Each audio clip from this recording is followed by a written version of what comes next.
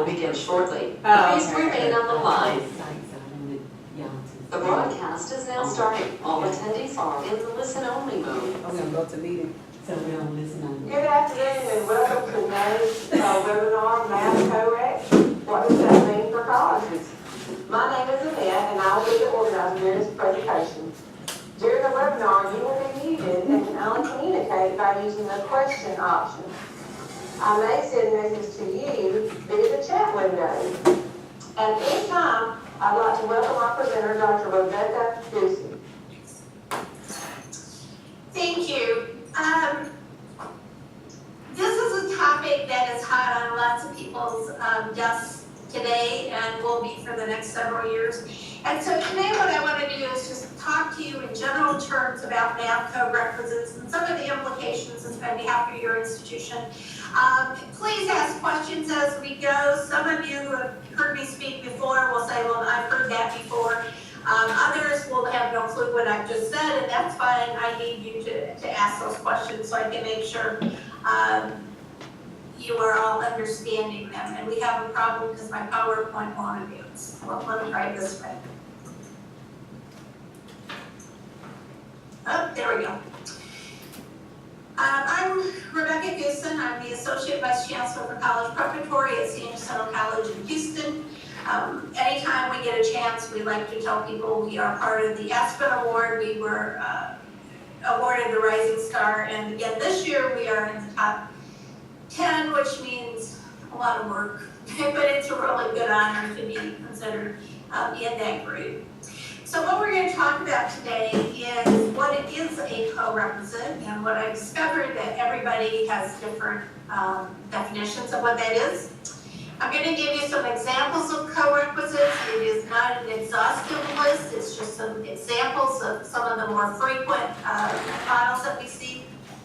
I'm going to talk about what your institution needs to think about when you enter into co-recs. And remember, I am an administrator, so that's kind of where my expertise lies in a lot of ways. I'm going to talk about some of the implications you need to consider when you go into co-recs. And then I'll talk a little bit about our model here at St. Jack. I'll probably insert that in many examples. Here's the definition, but before I really talk about the definition, I'll let you read while I'm talking. It's important to start with data and to understand why many of our states have asked us to do co-requisites. Some of the data that we find is first-time in college students that come in DE never earn a credential in 6 years, and there is an ethnic breakdown as well. White students, 64% of them take developmental ed, 25% of those graduate. We're overrepresented by students of colors. Black, 78% of them are placed in developmental ed, and 75% of Hispanics. Both of those have 19% completion rates after 6 years. And as developmental educators, we could probably write a dissertation on why that is, but we're not going to really spend a lot of time talking about it, because unfortunately policymakers see those data and they go, oh, we're going to fix this. Well, it's not an easy thing to fix, and we know that. There was a report put out by the Center for the Analysis of Post-Secondary Readiness that came out of the Community College Center in New York, in Columbia University. It's called What We Know About Developmental Education Outcomes. And they had some interesting points that they made. We know that students who start at the bottom of developmental ed, and they looked at programs that had 3 levels of developmental ed, only 28% of those that start there ever get through the English class, the first academic English, and 11% get through the math, the first college level math. It takes too long, there's too many places for students to stop out.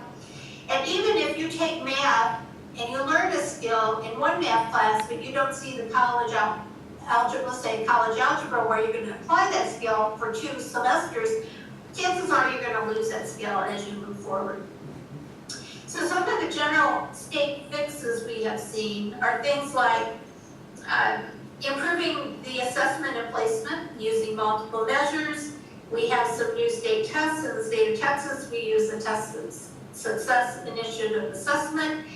The issue with that in math is it tests mainly for algebraic skills, not non-algebraic skills, and I play students in both realms, and so there's some challenge there. We also use non-cognitive measures, many schools do. We've looked at acceleration of our students to the college level course. So many of us have lowered the number of levels of developmental education. We look at co-requisites with support. We look at co-requisites without support.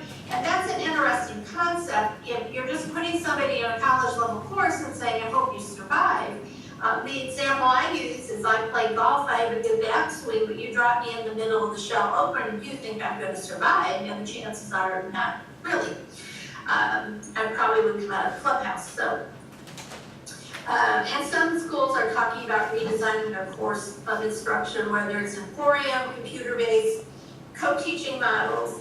I'm reminded of something that Uri Treisman has said over and over is, you're going to fix developmental education, but nobody's addressing fixing the college level math courses at the same time. And so why would you fix DE and then put them in a college level course that probably had its own challenges as well? So many of us that are looking at these co-requisite models are trying to address some of those concerns.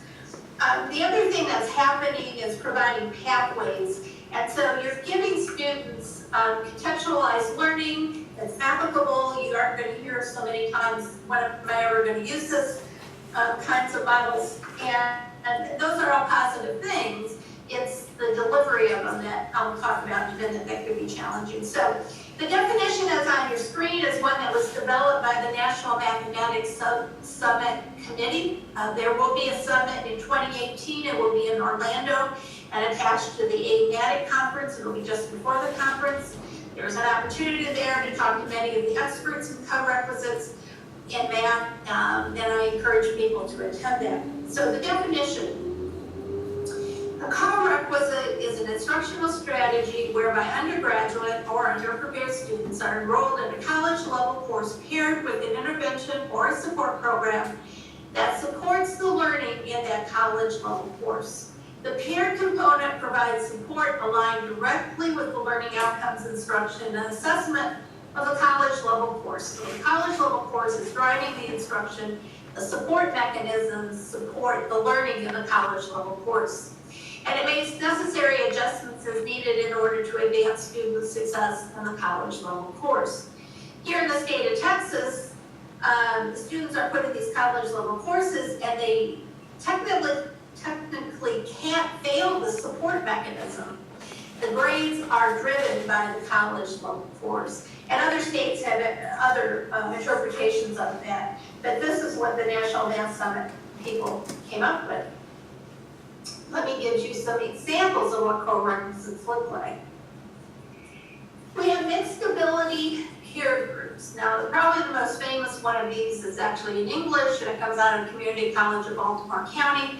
Peter Adams developed the ELPS model, where part of the students in the course are college ready and part are developmental ed. After the regular course meets, the developmental education students have another session, usually about 3 hours per week, where the instructor deals with some of the issues, tries to get them to understand some of the things that maybe they didn't understand in the lecture course or the college level course, and it gives them more opportunity to practice and be integrated. Several colleges here in Texas are applying this to mathematics. I have not seen it applied to mathematics, so I will be watching those schools with great interest to see what they discover when they do that. There's some pros and cons to that model, but if it's something you find interesting, you'll hear me say this a lot, go ahead and try it. We also have a college level course with a supplemental course. The Dana Center has a course where they've attached a student success course to it. We teach student success sometimes in isolation, but to apply that to how do you learn math. Here at our institution, we had an instructor, she was actually teaching developmental math and the student success course. She had tremendous success in both courses because they were the same students. They were able to use their math to apply the concept of the student success course. Sometimes that supplemental course could be a content course as well. A few years ago, the Emporium model that came out of Virginia was one that a lot of people liked. We tried it here, it didn't work so well. And by the way, St. Jack will tell you the good, the bad, and the ugly, but it did not work here. Austin Community College uses the Emporium model, and it seems to be working for them. It is students working individualized in a computer program. Austin uses Alex, and students work at their own pace. There's support in the room, whether it's an instructor or a tutor, to help them. But they work to mastery, and they're only working on that part of the course that they really need extra help with. Brings us to paired courses, a college level course with a developmental course with coordination, and this is the model we use. And our model is expensive, I will tell you that up front. We put 2 faculty in the classroom at all times. Students sign up for 6 credits of math. The 2 teachers team teach. It's a very circular way of teaching. The college, the developmental instructor preps for the first concept in college algebra. We have it in different subjects, but let's pick algebra. So they're prepping the student to get through the algebra concept. And then the algebra teacher teaches the concept, the college level. And then it goes back and forth. So they really get to know their students. They really know what they have to go over the second time because students didn't get it the first time. And that's the model we use as a pair course. And I've also seen having students enroll in the college level course and the developmental course at the same time, but there's no coordination. I'm not sure that one really works. We had issues here in our English department with doing that model, and it works better when it's the same instructor. If you're only going to use one instructor, and you can go in your room and talk to yourself, but the no coordination seems to be a more challenging model. So they're taking 6 hours of math, 3 are developmental and 3 are college level. So those are the basic examples, and as I said, there are probably a zillion other examples. People have gotten creative in how to do this. So there's some things as an institution you need to think about when you're designing co-requisites and what it's going to mean to you. There's the actual design of curriculum. We use a research and development team that is faculty, both college ready or college prep and that's our developmental and college level instructors. They are the main body of the research and development team. There's usually an administrator or 2, and our job is to fix the things they can't, which is like fee structure, getting it in the schedule, making sure the curriculum goes through curriculum. Those kinds of administrative things is our role. But the design of it is really the faculty. We also put institutional researchers there, because data should drive everything you do. It kind of amazes me sometimes when I see people who have no clue what their own success rate is. Why are you changing what you're doing if it's not working? So you really need to understand that piece. We also put people in there that are advisors, that are financial aid experts, that work for the registrar, because when you make design changes in curriculum, it affects more than the instructor and the student. It affects your whole institution. You need to think about professional development for faculty and staff. Many of these states have said, oh, do co-requisites, and people are scratching their head like, okay, how do I do that? It's kind of like when your president goes to a conference and comes back with this brilliant idea to do an Emporium model, and you're like, I don't know how to do that. So professional development becomes very important for the faculty and the staff. They have to work through this. One thing we have discovered, professional development does not necessarily mean sending somebody to a conference. Because we team teach with developmental and academic instructors, developmental instructors at our institution tend to have masters in education. They are excellent teachers, and that's what we hired for. They may not have 18 hours in content in math, and the academic person usually has 18 hours in math, but may not have that teacher's prep or the education strength. And what the instructors have told me is they may have thought they were an instructor until they taught with the developmental instructor, and they actually learned more strategies on how to be successful as an instructor. The developmental instructors tell us that they've learned more about content and how to make that bridge between developmental and academic. So your professional development does not mean sending everybody away to a conference. It doesn't mean buying some new tool that a vendor is offering you.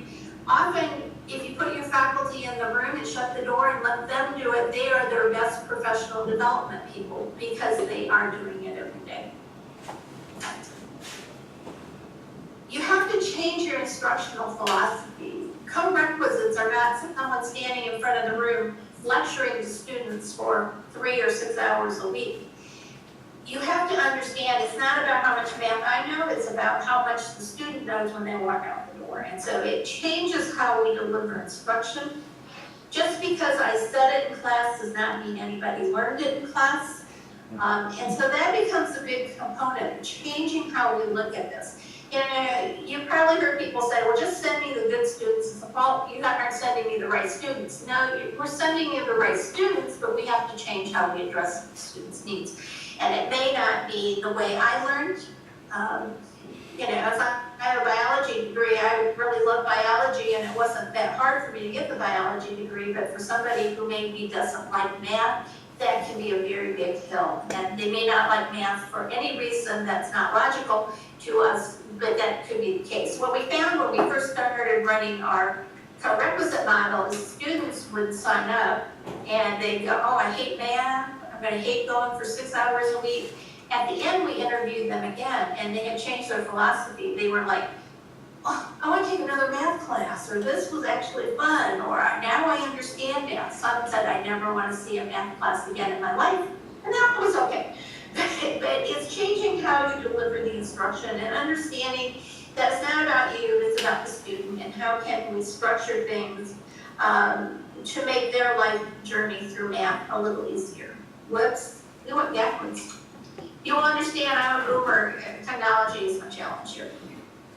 So you also, for an institution, many of these programs require special classrooms or computer needs. Austin Community College was lucky enough that they had bought a mall and had this huge lab facility they could fix, but some of us struggle with that. Many of our instructors don't use computers in algebra, but they do in statistics, and so we have to allow for that. So going to the co-rec may need to change in your institutional needs in this area, and you have to consider that. What kind of classroom is best for this group? If you're putting students in group, having them in rows is probably not the best thing to do. So those are the kinds of things you need to consider. And you also need to understand support person. They also need to be trained. If you're going to embed tutors, the state of Hawaii actually embeds the tutors in the class. How are you going to train them? How are you going to have them understand what they need to do? How are you going to have them develop relationships with the instructor with which they're working? The advising piece is huge here. Advisors have to understand this. They have to put the students in the classes, and I'll tell you right now, a lot of this is manual. If you're lucky enough to have automated it, kudos to you, but here is still a manual process. But they have to understand the difference between all your models, or what a co-requisite is, or what kind of student really would do well. Many schools are using supplemental instruction. I would point you, if you want to know more about successful supplemental instruction, Fair State University in Michigan and Austin Perry, which I think is in Tennessee. I could be wrong, it could be Kentucky. They both have a supplemental instruction model. Ferris has been there for over 20 years, and they are very successful, but there are certain rules around it. So if you want to go that route, I would suggest you look at those two schools. Some schools are using mentors, but you need some kind of support personnel.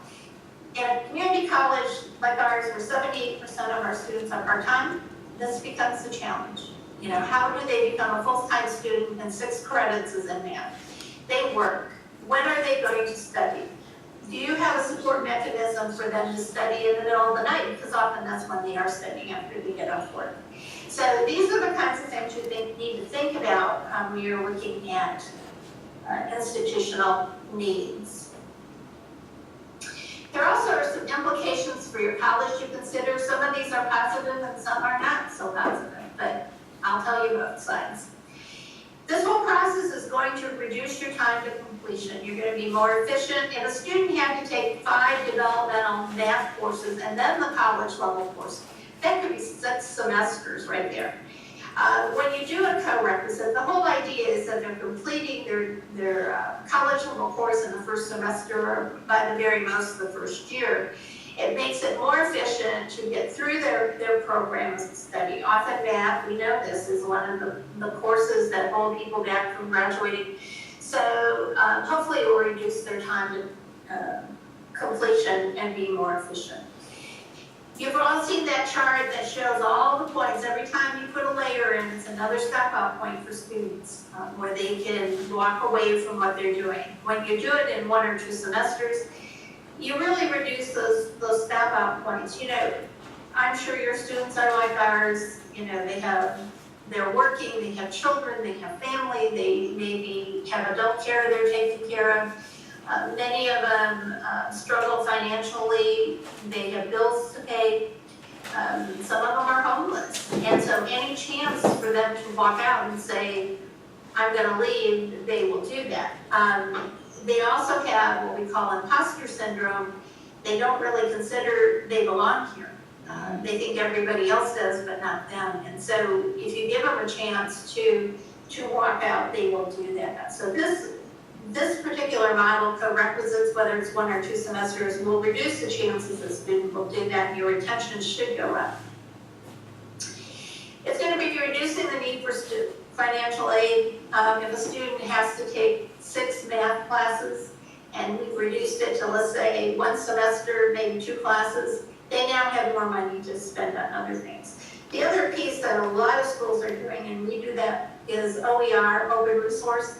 So students aren't buying a textbook either, and so that reduces the cost for some of these programs. Sometimes it's the cost of a vendor's product to do their homework. Sometimes some of our instructors have developed a homework notebook, and I think it's $18 in the bookstore, and that's all students have to pay for.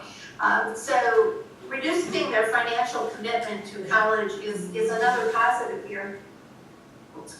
And this was an unexpected outcome that we saw this last year. Collaboration with our transfer institutions. Uri Treisman has been working in the state of Texas with our big flagship schools, A&M and UT, to get them to understand that not every student needs college algebra. And so we have been able, in our area, in Houston, through Houston JPS, to talk to our transfer institutions, and they have agreed that some of their major transfers do not need college algebra. And so we made them put it in writing. Our students tend not to believe what we say sometimes, they want to see it in writing. So if you are a transfer student, you're a STEM student, of course you're going to take the algebra route. If you are an art student, you may not take that. You may take quantitative reasoning or statistics, depending on what you're getting a degree in. Our nursing students, some of those take statistics, but it depends on what they're transferring as and what their next degree is. So working with your transfer institutions, and also I'm going to add here, reaching back to your high schools. We tend to have these silos. They go to high school, they go to community college, they go to the 4-year institutions, and we don't talk with each other.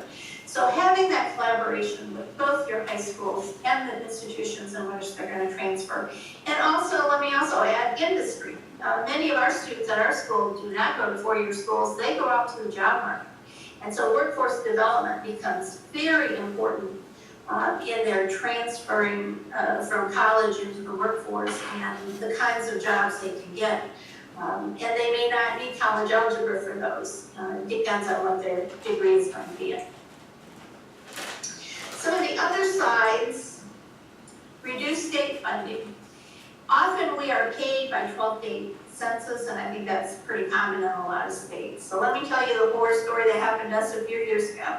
And I knew it was coming, but I don't think people listen. We offered, in our reading and writing program, we had 3 reading classes, 2 writing classes. Students had to get through that whole sequence before they got to college English. We went to integrated reading and writing at 2 levels. But we did have each of those 2 courses be 4 contact hours. But when the state funding we were funded by contact hours came out, we had a 45% reduction in our contact hours. There were some big gulps when that happened. So I just want to warn you that when you take students from a 5-course sequence that maybe your state is paying for down to a 1 or 2 course sequence, it is going to affect your bottom line. Having said that, however, if you are in a state that has performance funding, it works the other way. So when we get a student through our co-requisites that I'll show you in a few minutes, we get money for them completing the developmental, we get money for them completing their first college level course, and then eventually, because they will complete the whole sequence, we will get a point, we call it a point, but they'll get some more money for when they complete and get their certificate. So, you know, I tell people do the math. It may look like on the front end, when you reduce your contact hours, that it's going to affect you financially, but often in the end, it will not affect your institution. But you need to think about that. There's going to be an increased needs for advising, whether those are professional advisors, faculty advisors. We put some of our college prep faculty in the advising center, not so much to work with the students, but to work with the advising staff, help them understand what kinds of things you need to be talking to your students about, what kind of course sequence should the students take. But you're going to need a lot of people for these models, because unless you do what we do sometimes is you just mandate it, and that's the only way you take it at your institution. But I'm going to suggest that you do need more advising when you go to these models. The students don't understand it. Think about it. A student comes in and they want to take algebra. Why? Well, they're kind of familiar with that. We have a course called quantitative reasoning. Our students were not enrolling in it until we discovered that scared them. They thought, well, I can't take quantitative reasoning. So we changed the name to what it says in the catalog. It is actually contemporary math. And that was like, oh, that's kind of cool. I'll take that. So often you need someone to explain that to students, and that's why I'm saying you need an increase in advising. You're going to probably have to do some changes in your institutional support systems for registration and reporting function. We have a college here in Texas, Odessa, that has 8-week and 8-week semesters. Our state reporting system didn't quite understand that function, and so they had to communicate with them, and they figured it out. But when you look at a standard, maybe it's a 16-week semester in your institution or your state, this becomes a challenge, and you sometimes have to change those. I frequently have conversations with our registrar's office. The rules for developmental are pages and pages long, because every time you make a change, it has to go back through history. You know, and understanding that how are we moving people through our system. So you need to make those people aware, and it may, I'm not saying you need to go out and buy a program. I know the vendors probably hate me for saying that, because there are some good vendors out there, but you really need to sit down and consider what your institution is going to need, and it may be buying a product from somebody. This is the one that I hear from developmental educators across the nation that they are scared to death about. As we move to the first college level course, most institutions need people to teach those that have 18 hours in math in this case. Remember I said I hire really good teachers who don't necessarily have 18 hours in math. They have the credentials to teach, they are excellent, they have a degree in math, whether it's a bachelor's or a master's, but they are not credentialed to teach the college level course. So this may be your challenge. We have found a little money, and our people are going back to get their 18 hours, because quite honestly, in the co-requisite, these are the superstars. They know how to teach it. They help other people teach it. The other thing you might think about is going back to having a relationship with a four-year school is using some of their grad students to do some of the support courses, because they could do the developmental part. But this has become a big issue across the nation. I'm seeing colleges that have figured this out, universities, who are offering short-term, get your 18 hours here so you can get credentials to teach that college level course, which is kind of a smart thing to do. And here's kind of an interesting dilemma. At my institution, I run a repeat list every semester, and so faculty know who in their classroom is repeating for the second time, the third time, the fourth time, the 15th time, and I'm not making that number up. And so I ran into somebody the other day who does research, and they said, "So Rebecca, how's it going?" And I said, "Well, I reduced my repeat list." And he says, "Oh, great, but where'd they go?" And I said, "First college level course, their repeat list has gone up." So we're seeing that failure, and it goes back to what Marie said. Why are you putting them in a class and trying to fix that college level course? Right. So there is going to be a report coming out pretty soon that's looking at some of these big states that have done co-recs, and they have found the same thing in them, that we're getting them through DE, but my question is, have we transferred the issue to the first college level course? So I won't tell you who's doing it, but just keep your eyes open, because that's what we have found here, that we can get them through the developmental ed, and then they go to the next level. So, Just fair. what are we doing at Jacinto College? And then I have to look at a picture, so this is my little picture, and I'll give you words in a minute that says what some of this is. So we have a 2-semester model and a 1-semester model. We also understand that every student is going to flourish in either of these models. So we do have a choice, but because of the state rules, our college will be putting more students in the 1-semester model than in the 2-semester model. So we have 2 algebraic pathways, we have 2 non-algebraic pathways. If you look on the left side, we have designed a 1-semester, what we're calling a foundations course for algebra, finite, statistics, and contemporary math. Students, these have been designed around the skills backward design from the college level course that they feed. What are the skills that students need to get for that first college level course, algebra, finite, etc. Our students are doing very well in the foundations course, but we have some issues when they go to that first college level course, and our research and development team right now is working on that to figure out where the disconnect is, and how can we support students when they go to the college level course. The majority of our students are in this model. We have a 1-semester model, which is the state's definition of a co-rec. We have 2 algebraic and 2 non-algebraic. They're all the same right now. Research and development is looking at maybe designing the non-algebraic a little differently. They all have 2 instructors. Both instructors count the classes on their load. It is a college level course, 3 credits, with a developmental course, 3 credits. It is team taught. They're in the room at all times. They're getting math pretty much every day of the week. They are assessed very frequently. Every test will have something from the test before. It just builds on itself. They're very involved with the students, and the success rates have been amazing. For AIM, we've had it 6 or 7 years. The success rates are around 70%. For the statistics and the quantitative reasoning or the contemporary math, they are a little higher. They're in the upper 70s. And finite's only been offered for 2 semesters, and we're still working on that one. That's all I'll say about it. But we align them with pathways. So let me explain that, what AIM and all these initials mean. AIM means acceleration in mathematics, and ABS is the finite math course that goes with finite math. These 2 models are taught the same way, 2 instructors, 2 courses. The AIM model actually meets an extra day. They meet on Fridays, and that's the day they do all their assessments. ABS doesn't necessarily have a Friday section.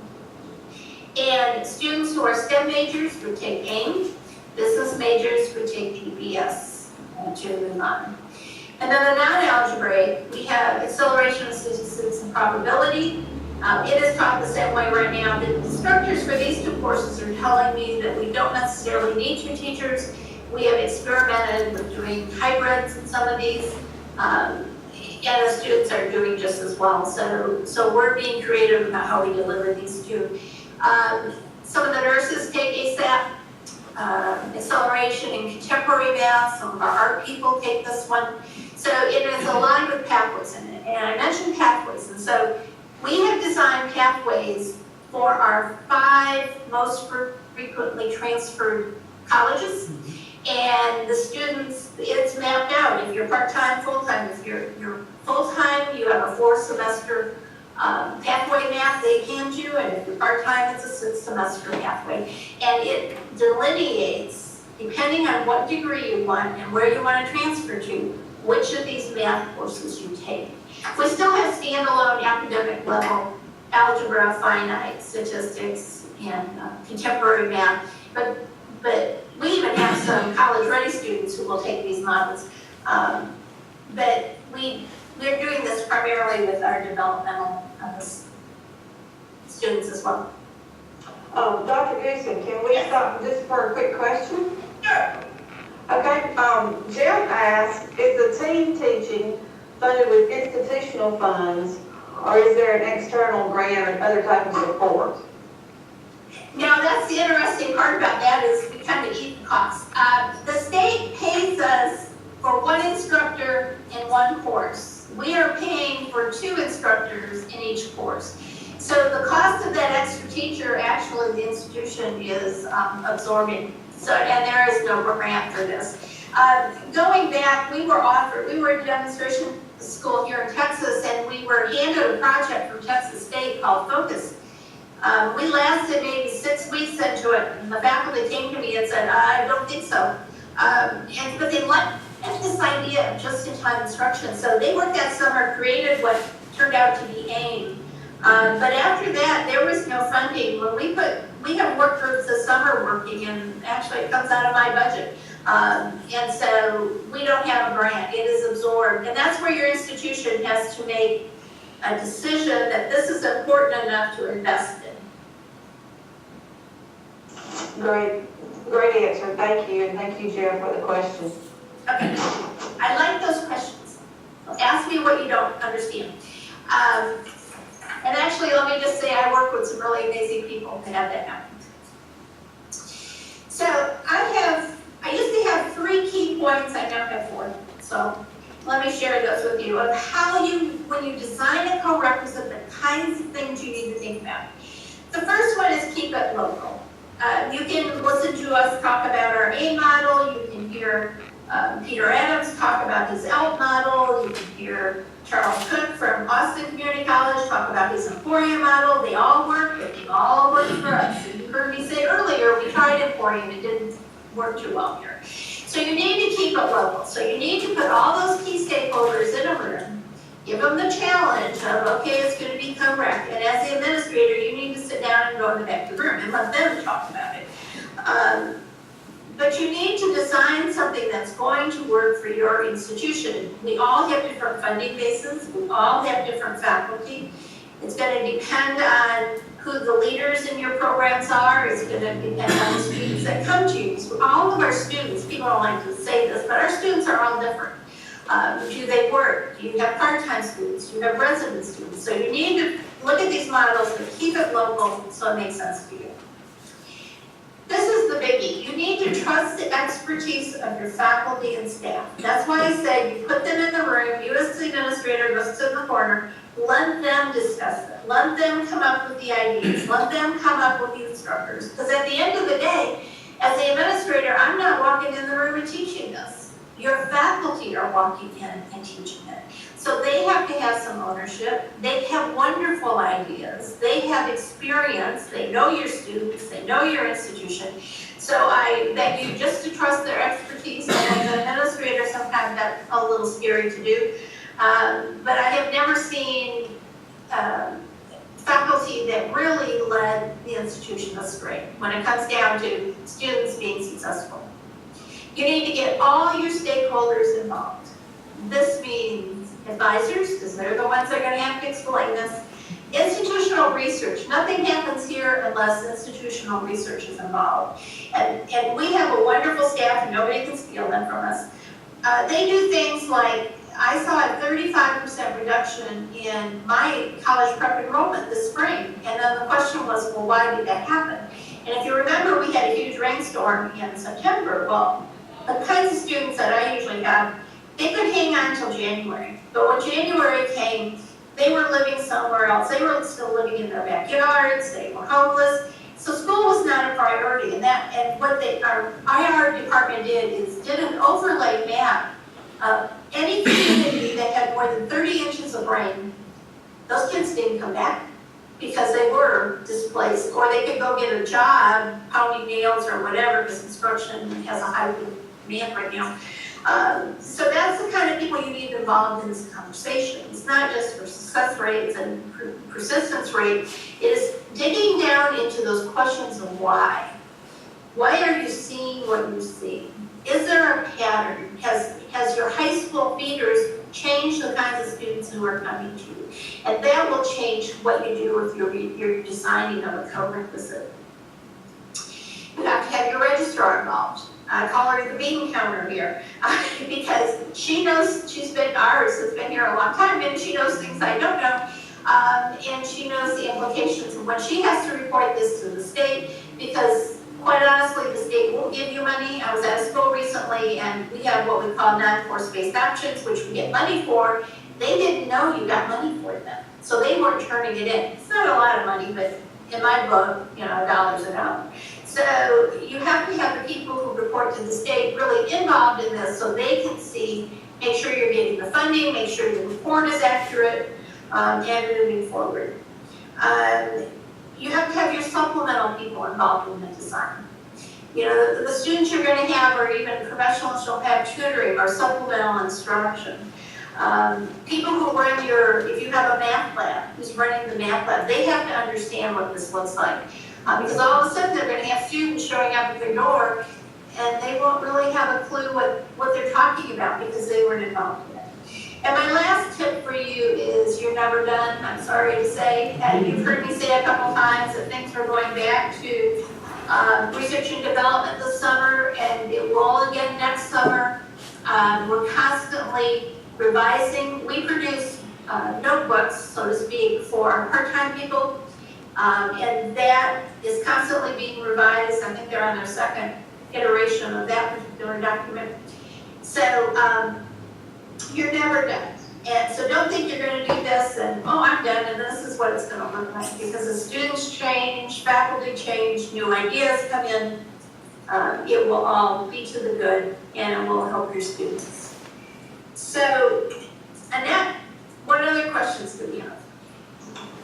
Well, Dr. Gibson, we have one that wants some more details on placement. Gabby asked, how do you determine, let me back up. You mentioned earlier that y'all use multiple measures and that you have a Texas placement test. And so I think we just want some more details. She says, how do you determine which students go into the prereq developmental math and which students take the co-req math support? Do you use the placement test scores, high school GPA, what all is used?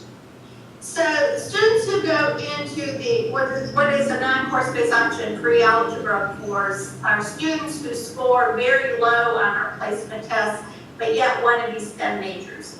When a student places there is a big advising discussion about, are you sure you want to be a STEM major? Because that's a very big hill to climb. And then they can go into the foundations of the co-requisite. We've had success with students who scored there and gotten into the math course, mainly students who maybe are non-traditional and have forgotten everything they learned in math up until that point in their whole life. And once they get into the co-requisite, they can catch up. So students are placed according to, not necessarily according to their TSI score, they're placed according to their pathways. So if you are a STEM major, you will go into the AIM. If you're a nursing major, you might go into statistics. So that's how we place them. The multiple measures, we have a thing called a differentiated placement chart. It's a document, and we use it for training, but it talks about, if you see a student with these scores, and this is what they want to do when they grow up, so to speak, which class do you put them in? The math department developed questions. I always think of the one from English. When's the last time you read a book? But in math, it's, do you like math? How'd you do in math in high school? So it's those kind of questions. And then there's a bunch of non-cognitive questions we ask them. So do you like math? How are you going to get here? Do you have a reliable car? or are you just gonna, walk here? How many jobs do you have? Are you taking care, or are you responsible for other people at your institution or at your home? Does your boss want you to come to college? Because often, your boss may not want you to come to college. So those are the kinds of non-cognitive things we ask them. We do look at their high school GPA, and I know that there's a lot of research out there that indicates high school GPA is a good placement tool. We have some doubts about that because there's not a real consistent high school GPA that we can draw on. But you can look at patterns. How did they do in their math program in high school? How many math courses did they take in high school? How long since they took their last math course? Those kinds of things you can glean from their high school record. The other issue we have is we don't always have their high school record when we sit down and advise students, so that's an issue. But pretty much the math selection is driven by their pathway selection. So whatever they want to major in. By the way, we have very few, or we will be having very few general studies students at our institution. They are asked very early on. They do career assessment when they come through orientation, which is mandatory. And it gives us some idea of what kind of allied health. We have 8 meta majors: business, mathematics, science, and that's kind of the big picture. And then you narrow it down as you go. So that's kind of how they're placed according to meta majors. And they all are given a pathway map, we call it map, of how they're going to navigate through the institution. And so it has them taking the appropriate math and English, et cetera, for their major. And so the other issue we have had, we had students graduating with 90 credits in a 60 credit program because they kind of wandered through this place. For us, it's a way to really get them to be more efficient about going through the college. They can always change their mind, and often they don't have to retake their math or their English to do that. So, did that answer your question? I'm gonna guess it did. She hasn't come out with one, but we have several others. Okay. Here's the next one, and this one comes from Mike. He says, how does the co-rec model reduce the need for financial aid? Because you're only taking 2 courses rather than the long sequence of courses our students, in the past they took 3 developmental math that they started at the very bottom, plus the college level course, so that's 4 courses. Now they only really take 2 and they don't have to spend all their financial aid. And what we're seeing is students are being more successful because before they were repeating. So financial aid will only pay for it so many times. But it's just a more efficient way for them to get through and not use up all their financial aid on developmental ed.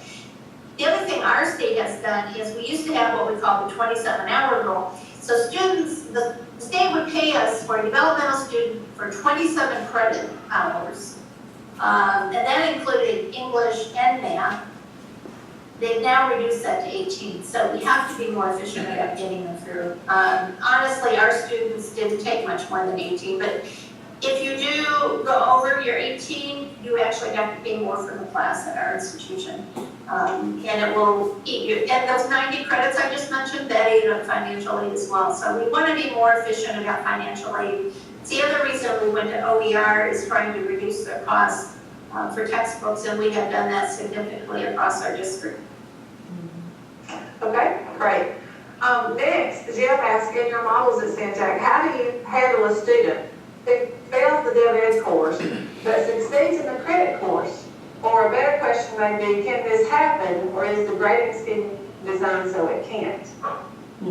Well, no, and this is a state rule as well. Your intervention or your support class cannot drive whether a student can go on, which is an interesting concept, right? So actually, if you pass college algebra, let's pick that one, and you don't pass the dev ed, we say you pass college algebra and we cannot make you go back and take dev ed math again.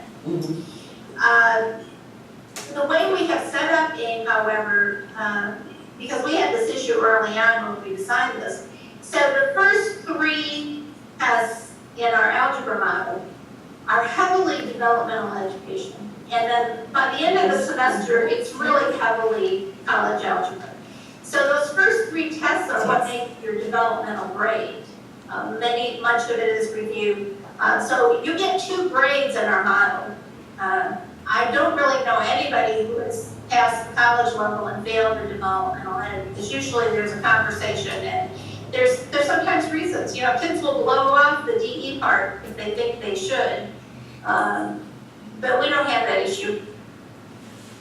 Okay, that's great information. Tina has this question for you. She says, how many semesters have you done the Co-Rec model with college algebra? What was initially learned during the initial semester but had to be changed in subsequent semesters to increase success? Well, as I said, we've done it since, I think it was 2011 is when we first did it. And like I said, the first model was a horrible experiment, not because the course that we were given was horrible, it just didn't fit. And it was developed at a university, which had only tested it for 2 summer sessions, very different students than ours. And we were required to use their examples, their exams. It was very heavily scripted. So once our faculty sat down and created this, they created it with the idea of just-in-time instruction. So they scaffolded it back from college algebra. And I mean, it's constantly changing. They've discovered there are things they could leave out. There are things they needed to add in. Right now, it's back in research and development because they discovered that students who took AIM, college algebra, in the Co-Rec, and that was their NCAP course. They really had addressed all the SLOs. They did fine, but if you were a STEM major and were going to take more math, pre-cal, cal, etc., you really needed some other pieces. So they looked at it at this point, and they're adding back some pieces for those students that want to be in pre-cal. And we do have the ability to sort students. So those students that that's their NCAP would be in one section. And it's not dumbing down the curriculum. I want you to understand that. It's just really looking at skills and trying to develop them and present them for the student. We also have a course that's between is an algebra and pre-cal that's together that helps blend those two as well. And it is a co-requisite as well, but it's not a DE class. Those are college level students. So, we develop notebooks which have lessons in them, suggested lessons for our faculty. It will say, you know, okay, you're going to teach this concept. Here's something you can put on the board, and here's some questions you can ask, and here's an activity you can use. But nobody's required to use what's in the notebook. It's not a course of art, so to speak. That has been totally rewritten with new ideas and new suggestions. So, and I have to say that to this point, we have had our star, I call them our stars teachers, people who work well together, who are very integrated, they can finish each other's sentences, they all are dedicated to this. But as we expand this in a state, this is a challenge you all will have.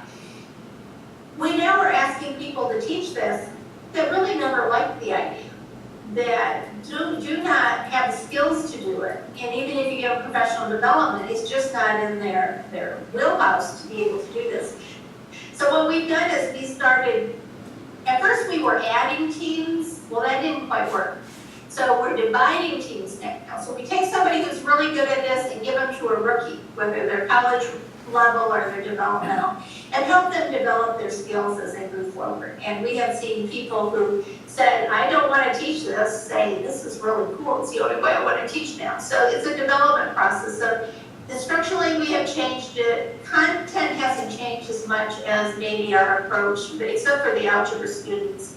And as I said, for statistics and quantitative reasoning, we're looking at hybrid models or one instructor doing all of it, which will help with our costs. Okay, good stuff. Thank you so much, Dr. Gibson. Here's another question. This is from Arlene, and she asked, in the 2-semester model, what is the difference between the 4-week option with the 12-week DE course and the 16-week DE course?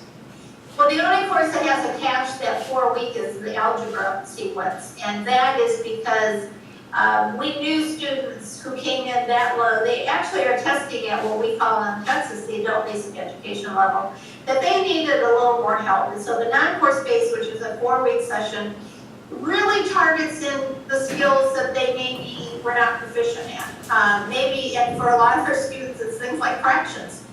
So they will spend a lot of time on fractions. It may be factoring is an issue for them. So it's specific skills, and every student in that class may have a different set of skills that they need to work on. At that point, then they go into a 12-week foundations course, which will prep them for college algebra. So that's the only level that we do have an NCBO that's 4-week. All the other foundation courses are 16 weeks, and they start from day 1 into their subject pipeline. Okay, great. We've got time for 2 more questions. This is the first one. They're asking, do you have plans to create a co-rec for TECM type courses for the CTE programs? Not at this time. That's the short answer. I won't say it's not going to happen in the future, but not for right now. And for people who may not know, TECM and the CTE programs are referring to the technical? Is that correct? Yeah, Yes. technical programs. Yeah, I know different states use different terminology, so I just wanted to clarify that. And then Mike asked, how are the foundation courses for the algebraic and non-algebraic track different? Well, all of those classes are scaffolded back from that college level course. So there are some algebraic concepts that you don't use in statistics, and so they aren't in there. In actuality, there are actually only 2 courses. This is going to confuse you. But the finite and the college algebra, their foundations courses are very similar because you need the same kind of skills in the finite as you do in algebra. In fact, what we discovered is that we had taken some things out from the finite that we needed to put back in because they needed more college or algebra foundations in that course. But we have 4 courses for advising purposes because we needed to make it very clear to them that there is a foundation course that leads into the college level course. So they were all scaffolded back from that first college level course, and there are 4 of them. And in the 2 semester models, we have them listed separately. And in fact, how they came to be was because of the co-requisite models. It's basically the same course that we're teaching in a 1 semester AIM class. It is the DE part of AIM that we have taken and put in a whole semester. It is a slower pace. The downside to it is students are going to have to wait till the end of the semester to see the application of it, and that's the downside into doing a 2 semester model. The upside is if you get the same students to take the same instructor for 2 semesters and not stop out, that's a big deal too. You can have some coherency there. We use this in our English department, so the instructor can say, remember last semester in week 3 we talked about this, and this is what we need to remember, because they know that connection. That really is helpful. So some of these students will take the same instructor for both sections so that they have that continuity. All right, thank you so much, Dr. Gleason. This has been very valuable, I'm sure, to all those out there. And we'll be in contact. You'll be getting a survey immediately after this is over. If you can complete it today or tomorrow, we would appreciate it. Any last words, Dr. Gleason? Yes, I put my contact up. If anybody has specific questions that I didn't address or I was confusing, be sure and contact me and I'll clarify those. I'd be glad to do that. Thanks again. Y'all have a great day. We appreciate your participation. Bye-bye. Bye.